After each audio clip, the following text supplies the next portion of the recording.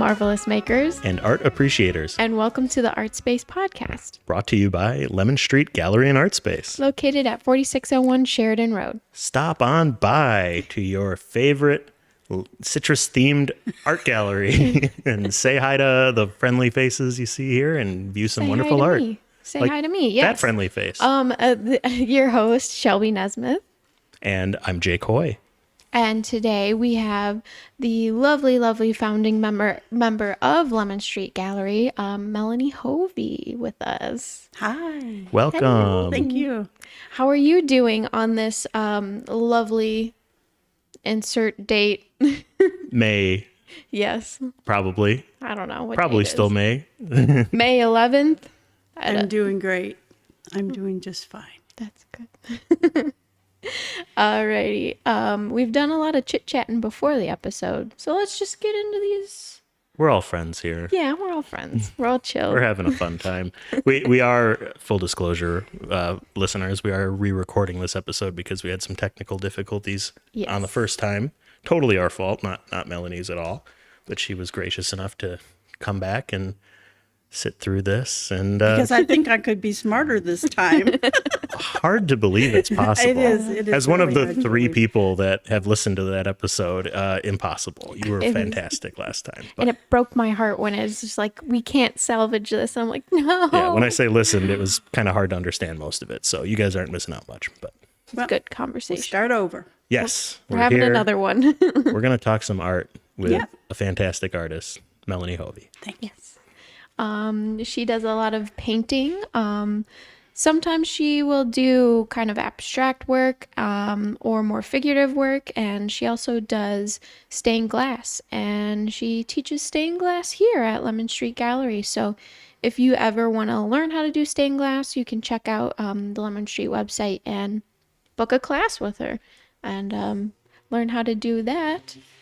I'm sure we're going to get more into the intricacies of stained glass a little later. Yes, but definitely. For now, maybe we can start at the beginning and say, Melanie, what would you say got you into art? I would say my mom. And I would say you're right. My mom, Diana Becker, is 94 years old, and she still paints every single day. And that is the life that we kids had. We grew up with an artist mom, and she was always making something. We were always singing. We were always dancing around, and we always had art in our life. And we just really thought that all the kids always had that kind of stuff to, those kinds of activities. But my mom would have art class for the neighborhood kids. She'd gather all the neighborhood kids, and we'd have art classes. And so that's how I got into art, is just by default of not having any other way to think about life. Is we just had art. Hard not to get into art when you grow up like that, right? Yes, for sure. Sounds wonderful. It is. It was really wonderful. And it's still wonderful. She lives next door to me, and I go over there and she goes, "Will you look at this painting? Tell me if it needs anything." I'm like, "It's awesome." She really paints every day? Every day. Oh my God. Every day.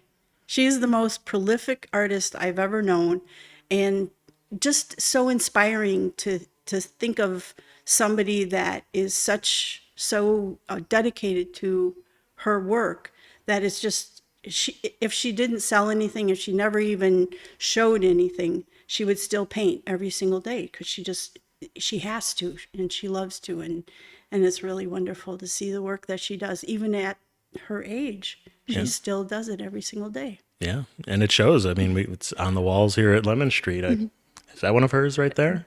That's my sister. Oh, I knew it was close. But that's my sister. Yeah. That's the life that we had. Yeah. All of us just were always doing some kind of artwork, and that's how we grew up. And that was your motivation to start Lemon Street. Yep. Give her a platform and everything. Yeah. Yeah. Part of the two creation stories. Yeah. There's two creation stories for Lemon Street Gallery. One of them is my mom and my sister, who always were painting and doing things and didn't have a place to exhibit. And, if they wanted to be rock stars, I wouldn't have been able to help them. But, open a gallery and put art on the wall, yeah, I can do that. Aww. So we did that. The other creation story is, of course, artists that were, that we know local artists that wanted to exhibit together. And so we thought, well, what could we do? We could open an artist collective. So Great idea. Lemon Street was begun as an artist collective, and my mom and my sister were two of the very first 13 of the 13 artists. Wow, 13 original Yeah. artists. Wait, was there an original location? I'm trying to remember from This last is it. time. But Yeah. was there another place you were considering, I think? We, Monty Haug had a gallery downtown on the south end of downtown. That's right. Yeah. And she didn't want to be a shopkeeper anymore. Mm-hmm. And so the artists that were sitting around the table saying, should we take over this space? Mm-hmm. And we couldn't get enough people together to pay the rent every month. Right. So, the artists would pay dues and stuff like that, but we couldn't get enough commitment from enough people to be able to consistently pay rent. So she said, well, I'm out of here in a month, and we couldn't get it together in a month. So she closed. I remember And that. then shortly after that, we began in earnest looking for other artists to open a collective. Mm-hmm. In the meantime, Steve and I, we are landlords. That's what we do for our retirement, what we've done for 30 years. And we were looking for a building that had a wonderful space downstairs that could be a shop or a gallery, and that had rentals that were upstairs, apartment rentals. So I walked in the back door of here in 1999, and I'm like, yep, this is it. This is it. You This saw is it. it. What was it before that? From 1945, it was built in 1919 as a bakery. Wow. We're sitting on the concrete floor where the ovens were. I always wondered why it was concrete here. Yeah, It was ovens. those were the Oh. ovens. But in 1945, the Bashinsky family bought it, and it became the beer depot. Oh, So it was a liquor store. okay. It was where you could bring a note from your dad that said, give her a 6-pack of Schlitz and a pack of Marlboros, and they would sell it to you. And Sounds like you speak from experience. yes, I do. They did it at Tenuda's too. Aw. And the Bashinsky family owned it all the way through. We bought it from them, but I think the beer depot had closed and the building had been vacant for probably 5 years or something Okay. like that. Had been closed for a little while. And so there really wasn't anything in the building that we had to move or really reassemble or anything like that. It was pretty much a wide open space because it was a store. Yeah. And so we just put a few walls up and we got an art gallery. That's how you do it. By golly. Yeah, it was pretty neat. Well, since we've been reminiscing of the past, what is your earliest art memory? Well, I'm sorry, but it would have to be my mom again. My earliest art memories are always just making art. So we have stacks and stacks still to this day of little stitcheries and little embroideries and little paintings and things like that we kids did whenever we were growing up. Mm-hmm. And that was all since I was a little kid. So those are my earliest memories. My earliest art memory kind of probably, and this is something that people should really think about, is going to the Chicago, The Art Institute? the Art Institute. And we had to have been younger than 8 years old because we lived in Illinois up until I was 8 years old. So I had to be younger than 8. And our family went on a trip and we went there. And it was just big saucer eyes looking at these wonderful, fabulous paintings that my mom had showed us in books and stuff. So we always, looked at the Impressionists and a lot of the modern artists and stuff like that in picture books. And then to be able to go to the Art Institute and see some of those in real life, it was just like, oh my goodness, what a fabulous thing to see for a little kid. So, I mean, I think about that is really, whenever children come, Lemon Street has a lot of children's programs, and they come into the gallery, with their opening their jaws, just like, wow, I can't believe it. That's so cool. And it really makes a very remarkable impact on a kid. Oh, for especially sure. them arty kids, that they can't believe that there is really a place that they could have their artwork on the wall one day. They think that's really cool. Yeah. It seems like it's unachievable, but like as you grow up, you're like, oh, it's you could do it. You could participate. And You read those names, and those are people just like you. Yeah. Just work on it. And you'll get there. Yeah. You also mentioned a project, your very first project that you remember out of stained glass, or it was a mosaic. Yeah. It was a mosaic. Oh, yeah, that creepy. Want to talk about your... That's, again, whenever I was 8 years old, and it is a castle. I should have sent you a picture of it. There's a photo with you. We will post it. Okay. Yes, we've got that. It's a castle, and on the back of it, it has, my mom wrote Melanie on it, and 8 years old. And it was I did a really great job on it. Yeah. But then I used to have nightmares about it, that there was people walking around in this castle and keep going in the castle. Oh, no. It's like, get that out of my room. Oh, boy. Was it like giant size, or was it still small and they were little people?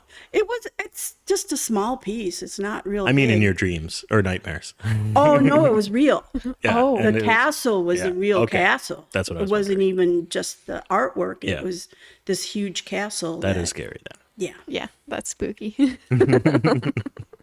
But I suppose my artwork was big because I was little. That makes sense. Yeah. Definitely. So you talk about your mom a lot and all of her paintings and her works.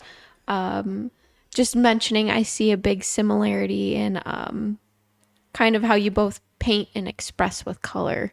Do you know where you got that love of color from? Did you pick that up from her? I suppose. It's just what you're exposed to. Okay. But yeah, I love a lot of really, really bright color. Actually, my favorite color is quinacridone crimson, which is kind of orangey red. And I love orange, and my mother hates orange.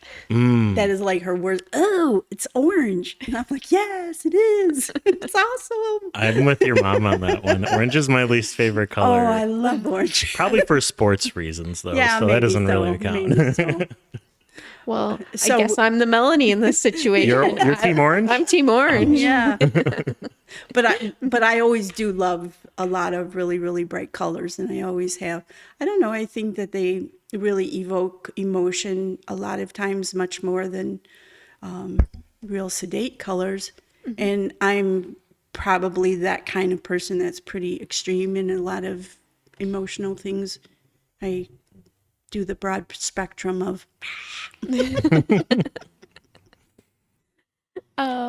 So a lot of your work, you paint people that kind of people that have struggled. You like to focus when you do your figurative work on people who have struggled. If you want to talk a little bit about the subjects that you've chosen for your paintings. I would say that I am an abstract artist, that is what my first love is, and that is what I want to get back to. And I thought that I might be able to get back to it last year, and the people were not done with me. So, but I will get back to abstract. That is my first love, and and I think that that's also where I really differ from my mom. My mom does not care for abstract artwork at all. Your child could have done that. And I'm like, No, they couldn't. They couldn't. Nope. They didn't. I hate that comment. I know, right? But the women, it's primarily women. Once in a while I do men, but primarily women. It's just those women that have struggled with various discriminations in their lives, in their personal lives, as well as women generally have to deal with a lot of subjugation and that kind of thing. So the artwork that I've chosen is not necessarily sad or woeful.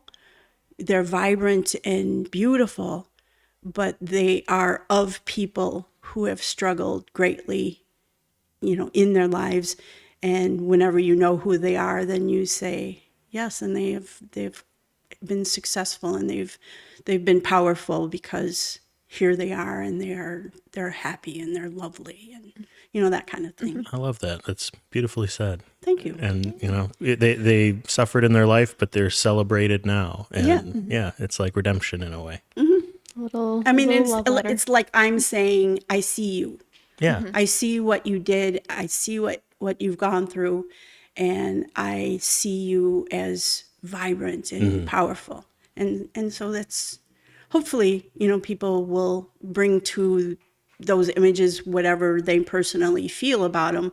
But for me, it's I know who they are, and I think that I hope that they would be happy to have themselves depicted in those ways. Definitely. Lots of uplifting support towards them. I could definitely see that, and establishing kind of their perspective and everything, and again with an abstract background, kind of just having them morph into it. And I really like that representation and perspective that you like to share, because not a lot of people know about these people. So when this person's painted, you kind of question, like, who are they? And it can lead to a discussion of conversation of looking into someone, finding out more information. So I'm a child of the 60s. So, civil rights and racial inequities are very much a part of my life and a part of my upbringing. And so I always I try to look at how I might make that conversation, like you say, how to make that conversation easier for people to begin to ask and consider and maybe learn something from it. Yeah, I agree. Love it. Love it, love it, love it. So what would you say that your overall kind of motivation to create is? I have a show coming up. You do have a show coming up. Well, that's my current motivation. That's a great motivation. It is very motivating.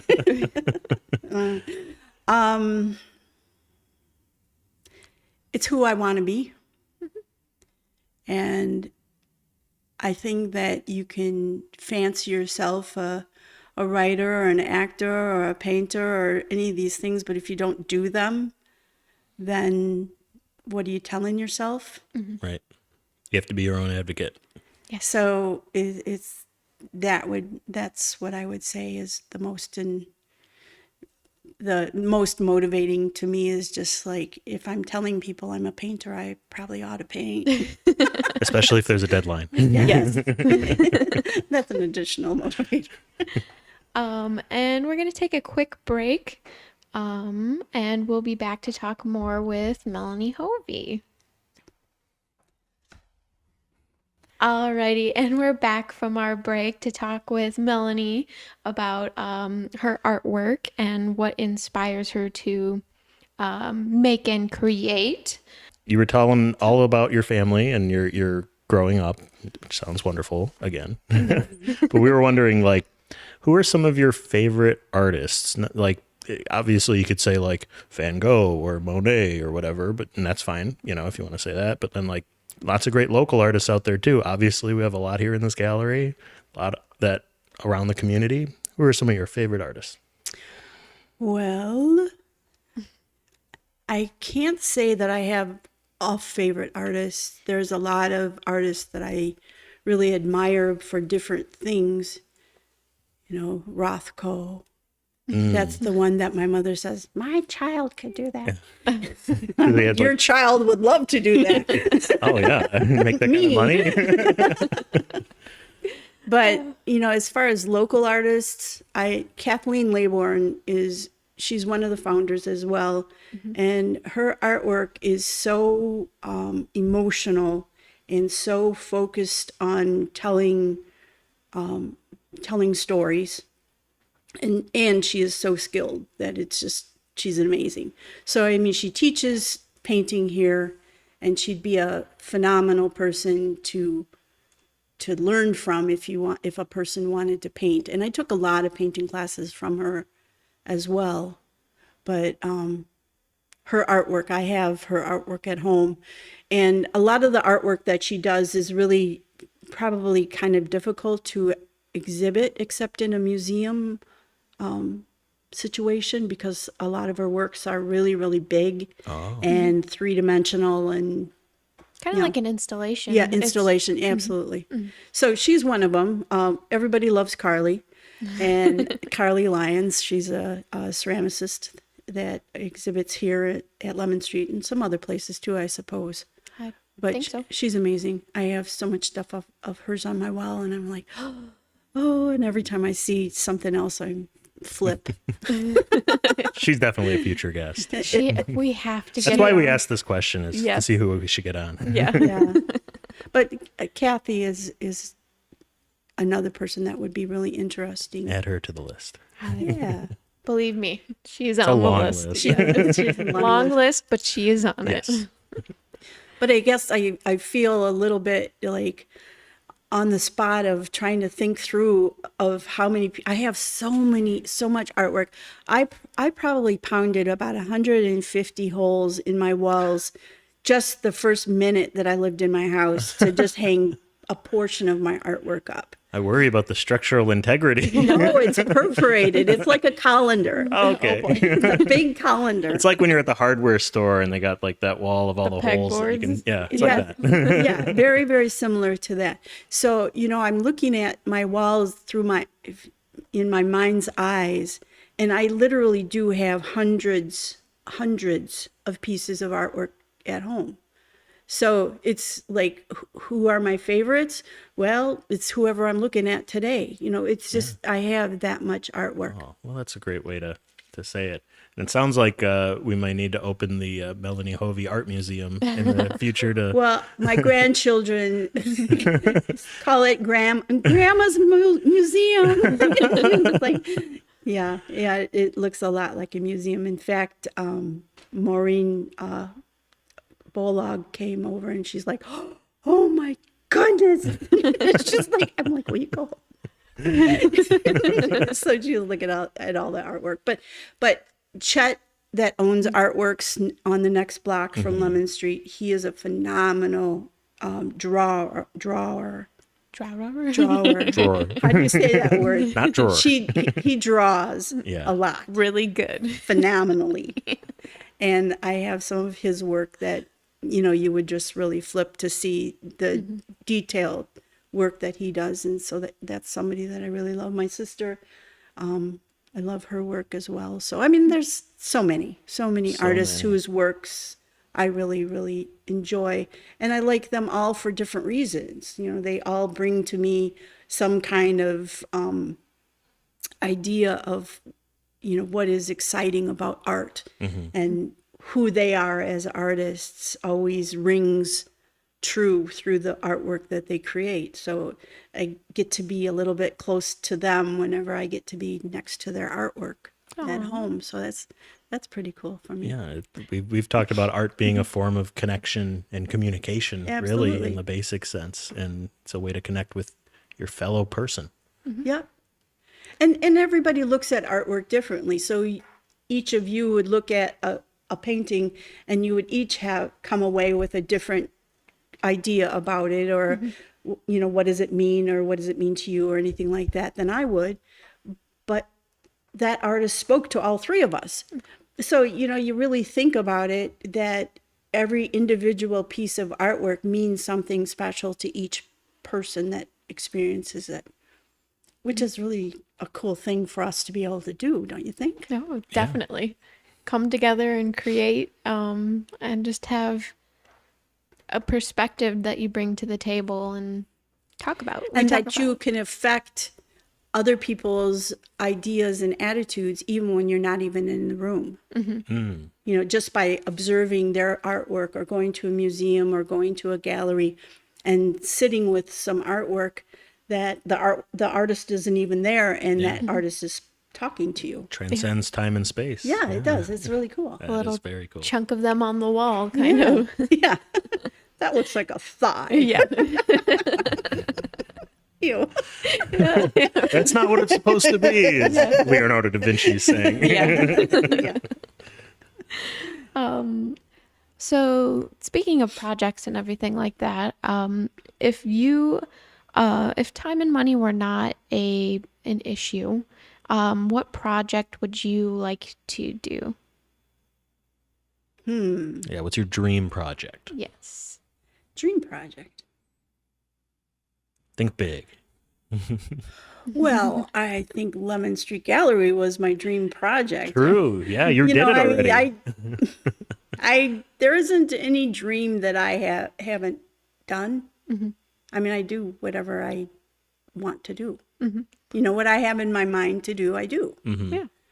And if money was not an issue, I guess I'd do it on a yacht. I don't know. I remember in our previous discussion, you talked about doing like a world tour, almost like, and painting people. That would be pretty cool. Yeah, I don't think I have enough energy, though. Oh. Okay, we got to add I'm time, money, old. and energy. Yes. There's no object. So I thought that idea was really neat too. Going through, you wanted to, you mentioned something about painting people of from different places that kind of had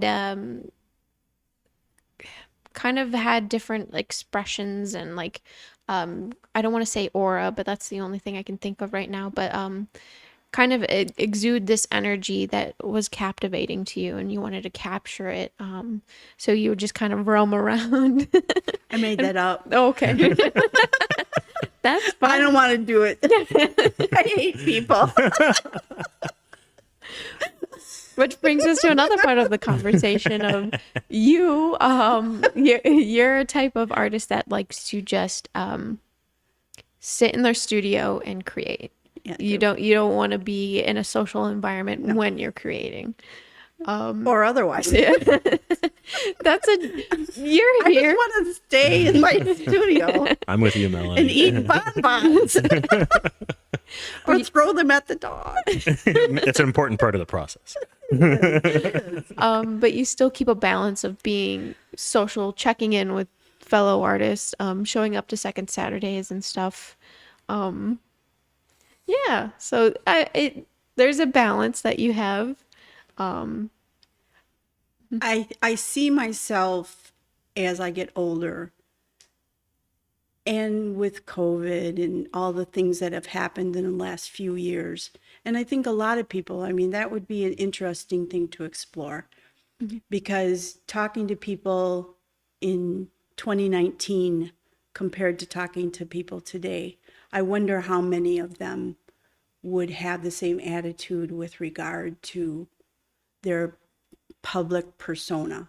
I wonder how many people have been so accustomed to staying home that they're like, you know, this ain't bad, or or I'm just out of that habit of going around and, you know, milling around with people and stuff like that.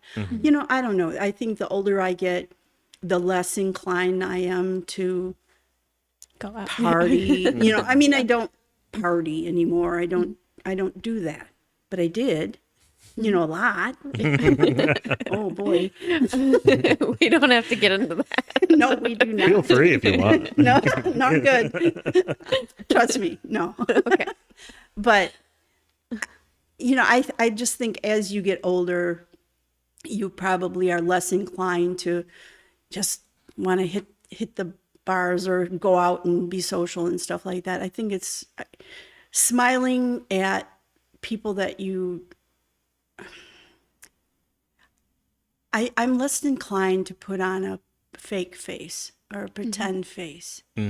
And so I really am drawn to genuine relationships and friendships and genuine conversations, and like this. Yay. I hope it is. No, I mean, I'm really drawn to these kinds of conversations where we can pick a topic and have a really interesting conversation. I mean, I would like it a little bit more if it was more two-way, and y'all are telling me the same, sort of answering the same questions and stuff like that. I mean, I get it. I understand what's happening, but I guess what I'm saying is I'm really less inclined nowadays to go out and, hi, how you doing? And be all happy and be all, I don't even know how to do it anymore. I No, don't think. I'm the same way. If I'm being honest, yeah. Yeah, the past 2 years have kind of taken a toll on that format of interacting, I think, because it's just, that they're kind of faking. Yeah. Everyone's not happy right now. And Even if they are happy, I mean, some people are really, really social nuts. And True, they yeah. love doing that. Oh, yeah. And that's fabulous. I don't think that I was ever that, but I knew as being part of a gallery and part of a group of artists and stuff like that, you really need to get out Right. there. You really need to go to functions and stuff like that, be seen and talk to people and stuff like that. And now that I don't really have to do that, I'm less inclined to do that. There was a reward for me to be a very social, active person. Nowadays, there is no payoff for Decreasingly me so. to do that. Right. I totally get that. And that might just be kind of the timeline of the artist, is it just kind of fades into, I'm just focusing on my work now. I've got my name out there. People collect my work. People know me. I don't have to do the socialite stuff anymore. It's just make. What about do you like to interact with people viewing your art? Do you like to see how they interpret what you do and see that in person, or do you prefer to just hang it on a wall and let it be what it is? I'm happy to have a conversation with somebody, if they genuinely want to know, have a conversation about it and stuff like that. But I guess what I always kind of giggle about is, oh, you're so talented. Yeah. And it's like, shut Lip up. service. Yeah. Tell me how you really feel. It's like, no, I don't mean to be thankless. And it sounds like I'm being thankless. But I think the point is, to your question, is I would love to have conversations like a critique night or something like that, where everybody comes together and we all discuss each other's artwork and have genuine conversations about what we've done well and what we might do better, that kind of thing. Or just to say, wow, that you've really come along, even if you didn't have something really terrific to say about it. But the fact of it is that we don't really have those conversations whenever we're at an opening. Yeah. Generally, I mean, you can't occupy somebody's time to have this in-depth conversation about their artwork. It's more like you would say, can I talk to you next week or something about it? Right. So the reception is the schmoozing part. Pats on the back and it's so like- forth. Well, I mean, sometimes with your peers, like you could talk about someone else's art, and you can kind of have those side conversations. Unfortunately, not with like the featured artists and give them the feedback, but you can chit chat about their art, still have some conversations, but it sucks that you can't loop them in. It's like, again, let's have a podcast, talk about it. No. Yeah. Have a way for them to hear it, because it is hard to get someone to give them feedback sometimes when you're at a reception or an opening, because they're the superstar. They're the one walking around. And you don't know if you want to be that person. Yeah. And Well, and how many people really have the ability to give real feedback? right. Like I wouldn't feel qualified to tell somebody how to fix it. I'm not an artist. Yeah. So. I mean, you can say, well, I don't understand this piece, or do you want to explain this piece to me? And I may say it's abstract, and No. Well, there's no explanation here. I just like that color. well, maybe that's the cue of time and place, and the opening is maybe not the time and place. And that's why having critiques, I think, might be helpful, because when you're in that work in progress stage, that's when you really need it the most.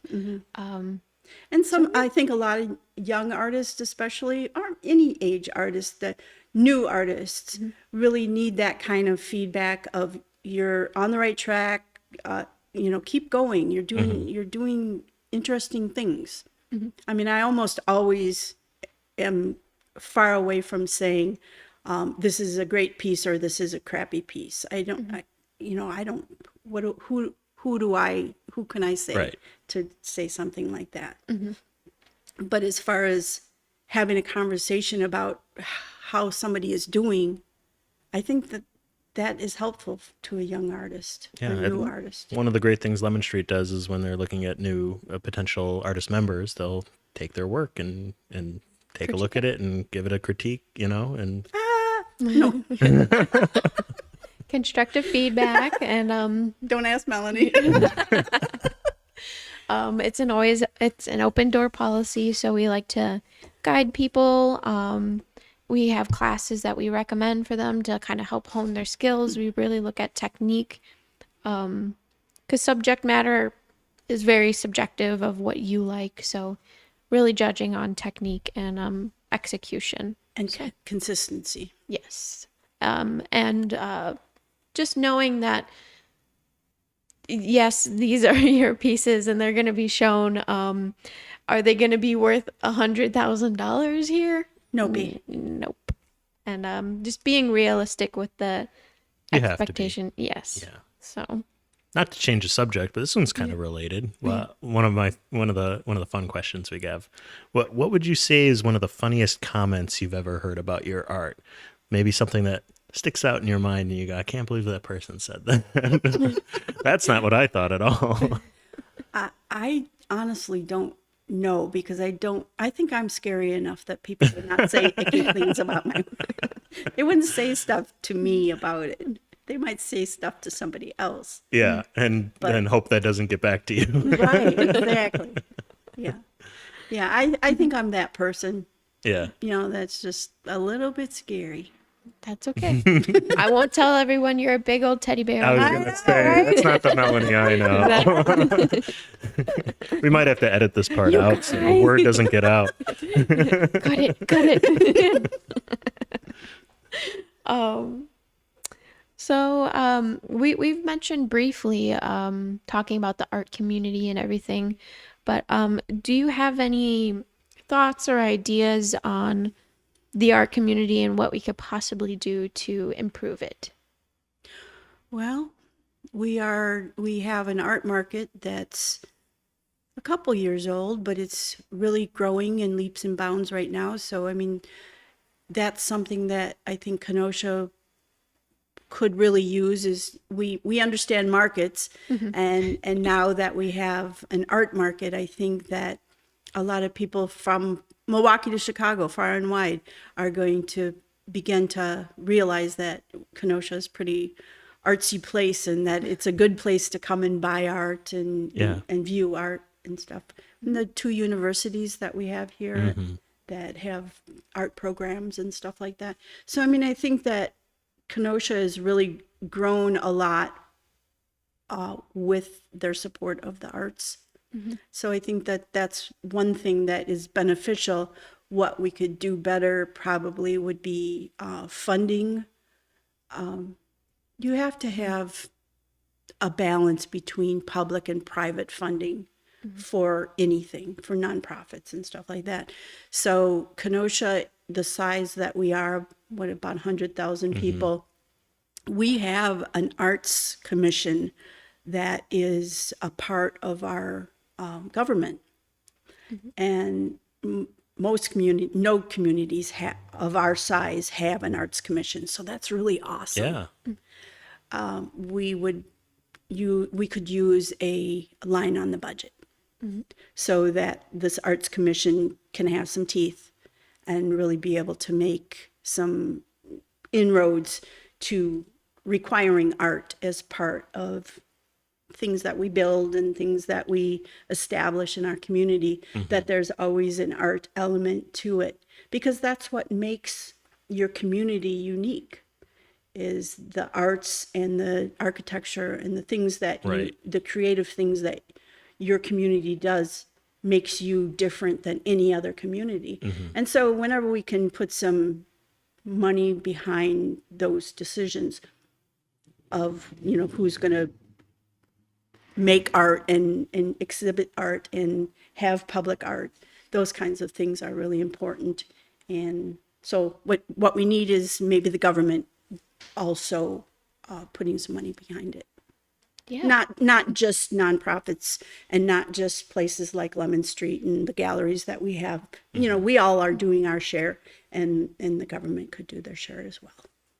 Hear, hear. Yes. I mean, because we can't stretch the resource of a nonprofit thin, because then we end up having nothing.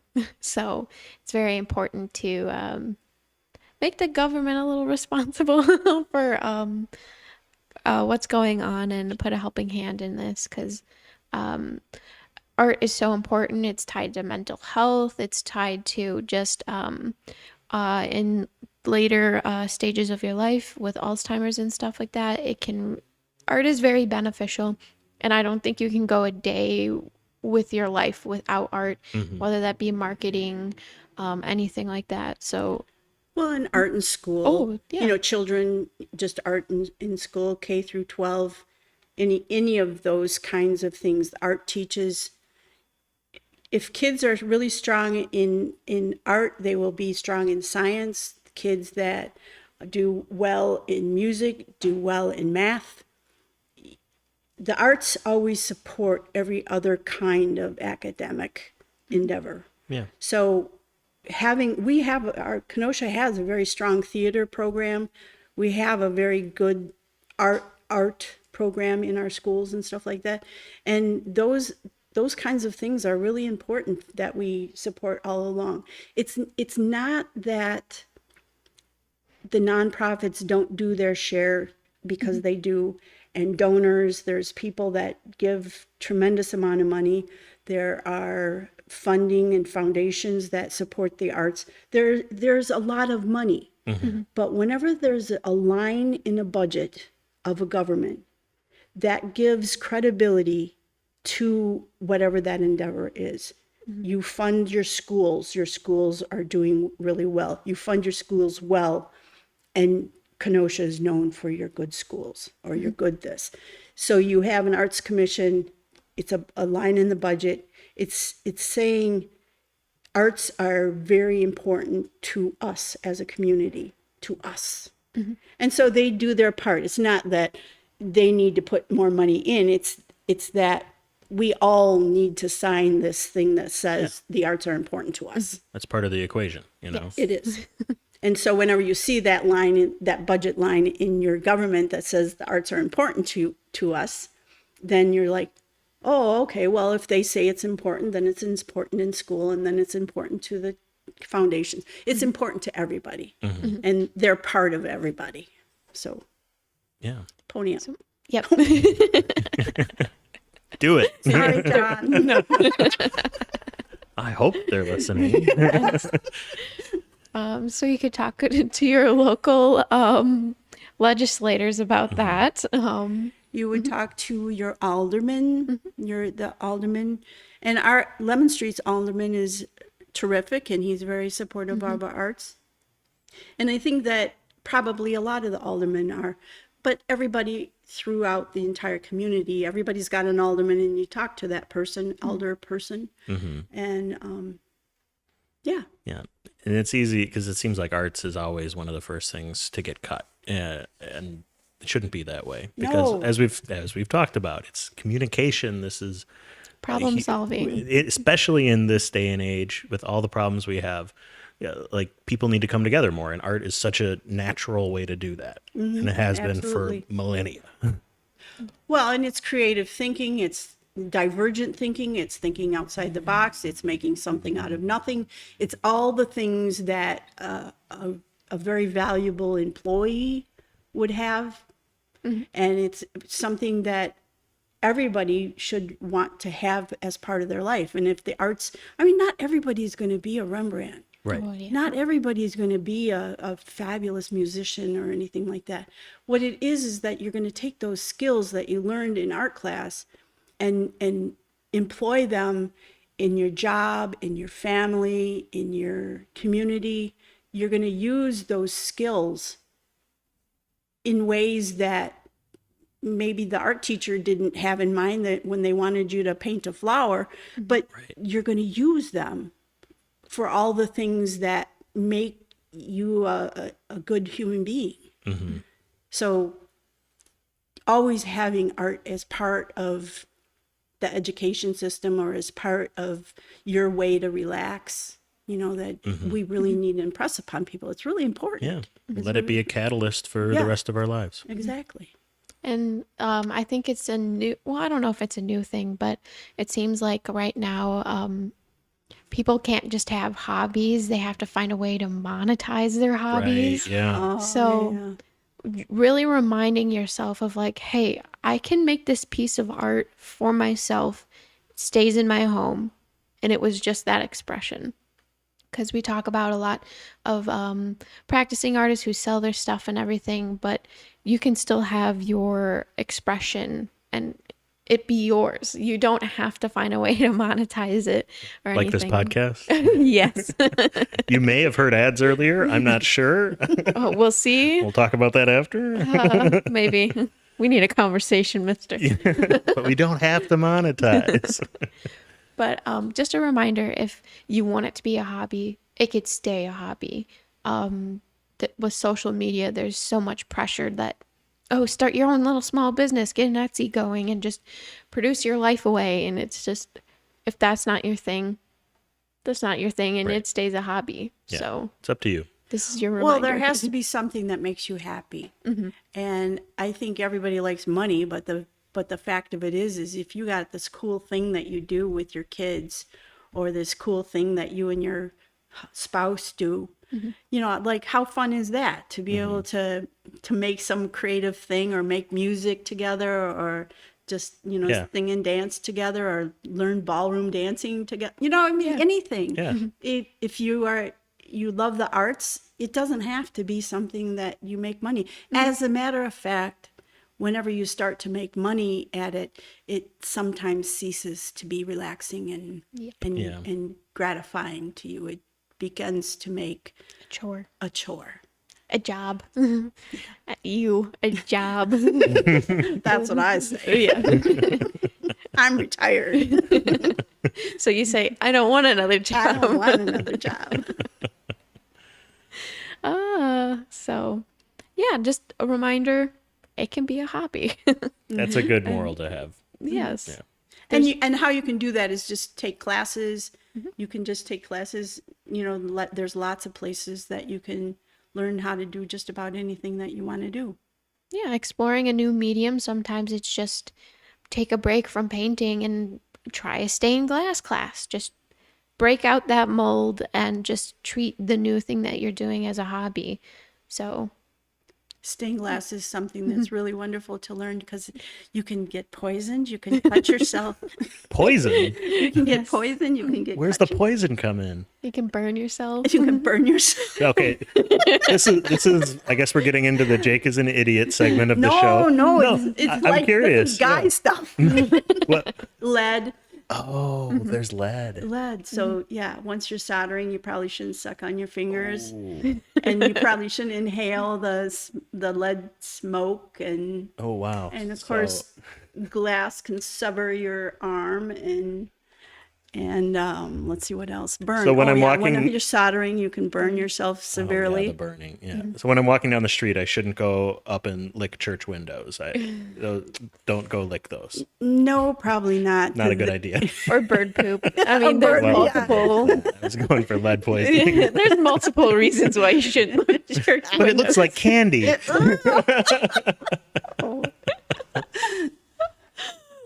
Yeah, no, don't do that. Okay. I got to stop that. because the preacher that's inside is like, what is that man doing? It's a demon. Get away from that window. But seriously though, your stained glass is amazing, and I've always been curious of like Thanks. the process of it. Well, take the class. I might do that. I think you and Megan should take that class. We might. Date night. One of my coworkers today was like, "I want to take a stained glass art class," and Take a class. yeah, so Get together. We've got a la carte, so you can make a group. Yeah. Actually, last week was somebody's date night. It was just a husband and wife, and they Yeah, did stained one of glass. my friends, I went to high school with her. Lovely, lovely couple. Love them. And she just reached out to me and she was like, "Hey, I heard you work at Lemon Street. Like, can you tell me about the stained glass classes?" And I'm like, "Yeah, girl, I'll let you know." And it led to her actually signing up for an a la carte and having a little date night. So They it's did. They nice. had fun too. Yeah, They made some cool things. I heard some awesome feedback from them. So Yeah, they did some really nice things. I mean, it's fun. I mean, I think any class that you would take, I think a lot of people have this idea that if you're an artist, you know how to do everything, and you do not. yes. By a long shot, you do not. Right. Holy cow. You never saw me throw a bowl. Woozy. Flying across the room. Yeah. Whoa, I think that's mine over there. literally throwing. Yes. But I think anybody just taking a class of something that you're not accustomed to doing is a really interesting kind of thing. And if you go into it kind of with a open mind, and you know that you're just learning how to do something, it's a lot of fun. Yeah, don't take it seriously. Just have a moment of fun and dust off those cobwebs and get some creative problem solving going. Yep, So that's what we do. So head on over to lemonstreetgallery.com Org. so close.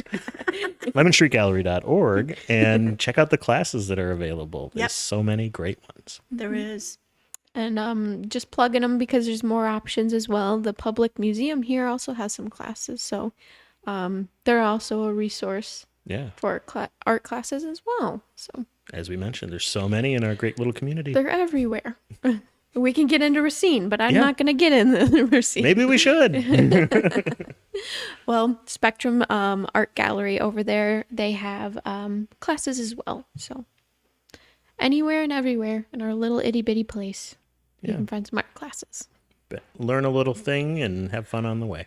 Yeah. So is there anything you want to talk about before we wrap up? Yeah, what did we miss? Anything? Main takeaway, talk to your local legislators, take an art class for fun. Yeah, all that. Yes. Do art Yes. and view art. Yes. Yes. Yes. Well, thank you so much, Melanie, for having a little conversation with us. Yep. And you probably want to plug the Kenosha Art Market? Sure. It starts next month. It's on the third Sunday of the month from 10 until 2 at Union Park, which is 4500 7th Avenue.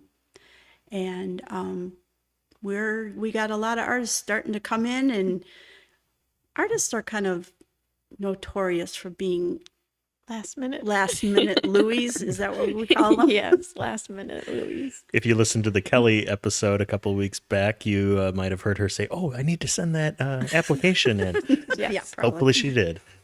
But she's really good with deadlines, so Yes. I'm sure we'll see it rolling in. Well, yeah, I know. 10 days before, and then I'm going to get 97 I know. applications. I'm like, you guys, drive me nuts. But yes, that's coming up next month, June through October. June through October. So it's the third Sunday of the month from June through October, 10 to 2. And if you're not a maker, we are looking for volunteers too. So you don't have to be an artist to participate.